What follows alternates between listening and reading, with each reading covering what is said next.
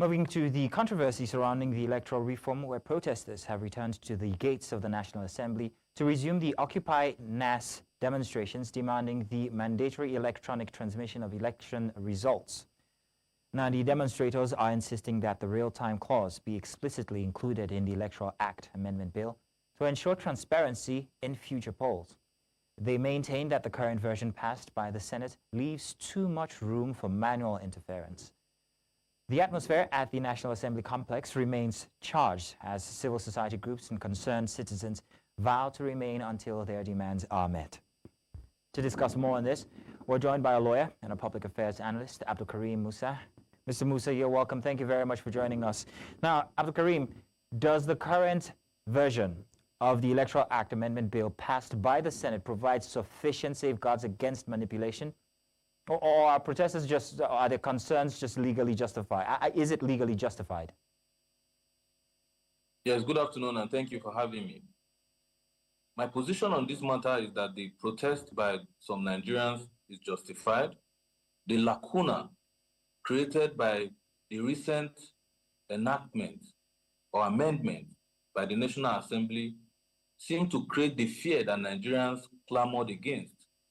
There has not been any sufficient departure from the provisions in the Electoral Act of 2022 that should allay the fears and the concerns that Nigerians raised previously.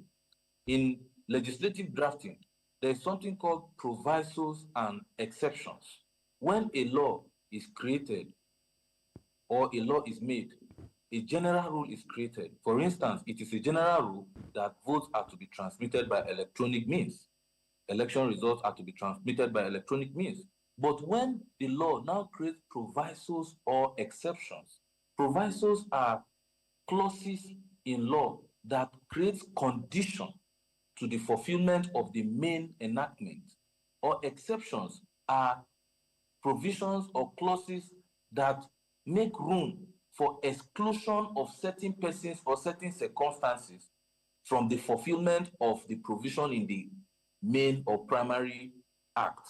So when the National Assembly made the law that votes were to be transmitted electronically, they satisfied the desires of Nigerians. But when they created that exception, that in instances where it is where the INEC is unable to transmit votes electronically, then votes should be transmitted manually by submission of Form EC8A, which is the election sheets, results sheets. Then that opening has been created for fear in the Nigerian people, because that's what we've experienced over the years. All right, AbdulKareem. So, from the legal standpoint, now let's look at this. What legal implications would real-time transmission have on the Nigerian electoral framework as it is now? And also, let's not forget the litigation process. Yes. The idea behind real-time transmission of election results is that all Nigerians, irrespective of geographical location, will be able to access election results from wherever they are or wherever they reside. So I could be in Kogi State and I'll be monitoring votes that are being cast in Kano State. I could be in the FCT and monitor votes being cast in Lagos State. So the idea is to create transparency and a level playing ground for all interested parties. But when we are now experiencing a situation where it is only INEC who is able to determine the outcome of an election by declaration of votes, AbdulKareem, let me put it this way. We've seen where in current situations, elections don't end after the collation and announcement of results. It would normally end after a court order or a court ruling. We've seen so many people go to court over the results.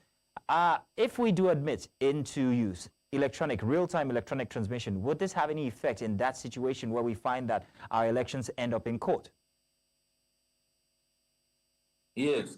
You see, what INEC, the procedure for election is that at the polling unit, all political parties have agents. So if elections are concluded, the election result, the Form EC8A, is supposed to be filled and countersigned by all the representatives or agents of political parties and snapped and then uploaded on the BVAS machines and on IRF portal, so that whatever is on the IRF portal must correspond with what is on the BVAS machines. So in the situation where you are saying the election is not concluded or is inconclusive, you cannot have a result. what you see, where many people litigate, many people go to court in instances where an election result is declared in a polling unit where election is said to be inconclusive. So how are you having election results in polling units where election is said to be inconclusive? So this would reduce matters being carried over into court? Would this reduce the matters that are being carried into court after election results are announced? Okay, grand. So now that we're clear on that, how enforceable would real-time transmission be under Nigeria's constitutional and technological reality currently? How enforceable would that be? It is very enforceable. It is just a matter of the will of the INEC, and also even the determination of the judiciary in giving expression to the letters of the law. So the issues that INEC has put forth as the limiting factor or the only hindrance is that in some polling units, there may not be network to transmit the results. But that is not a sufficient excuse, because you do not need network to ensure that votes in IREV are properly stored. And even if there's no network at the polling unit, there's from EC8A, from EC8B, from EC8C, E, and D. So if you vote, if the votes are recorded in from EC8E at the polling unit, it is not from that polling unit they will declare election results. They will only read the votes of that polling unit. They will still transmit those votes into another form at the ward level.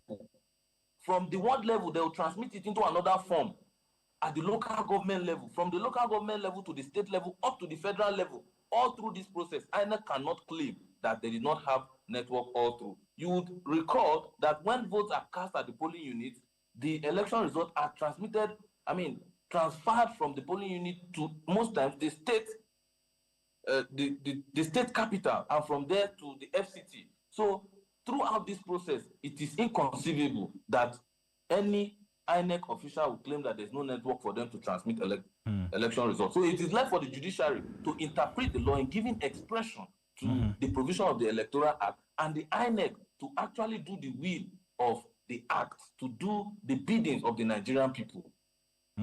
Well, AbdulKareem, it all sounds good in paper, sounds good when it's advocated for. We just hope that there isn't any technological boogeyman that pulls the plug come 2027. However, many people are also asking for a test run, and I think that would be something that would, well, satisfy most agitators. But thank you very much, AbdulKareem, for your expert advice here.